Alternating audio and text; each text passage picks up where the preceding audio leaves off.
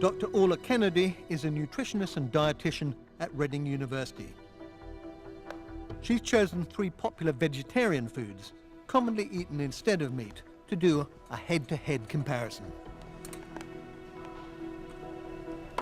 We've got vegetarian sausages, we've got tofu, okay, made from soybean curd, and then we've got cheese, good old-fashioned cheddar cheese. None of it looks terribly appetizing, does it, in kind of cold state, laid out? No, not quite. Maybe the cheese looks the tastiest there right now. Definitely, well, the tofu, maybe not. Before I turn to the bad, I want to look at the good. Let's start off by looking at protein. What's the protein content of these different foods? Beef mince has the highest amount of protein, and it's good, high-quality protein. Not far behind that is the cheese, okay, quite high in protein as well.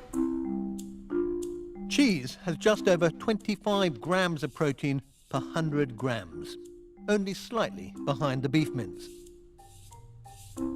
Vegetarian sausages and ordinary sausages, there's not much difference between them. Interesting that both the pork and veggie variety contain almost the same amount of protein.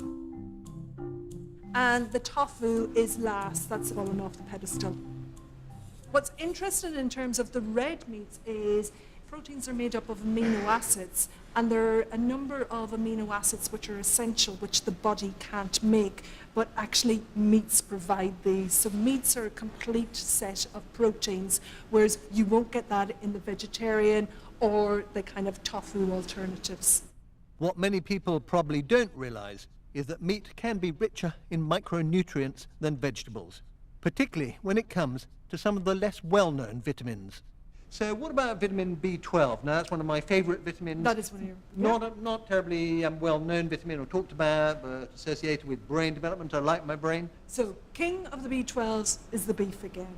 Surprisingly, actually, cheese is quite high. It's very close. You get 3 micrograms of B12 in every 100 grams of beef mince. The cheese offers almost as much, but the other veggie options tested have absolutely none. So far, the meat's doing well, but how does it fare when it comes to the Lord Voldemort of the diet world? And finally, saturated fat. Saturated fat. It's actually the cheese that has the highest amount of saturated fat. That's over 20 grams of saturated fat per 100 grams of cheese.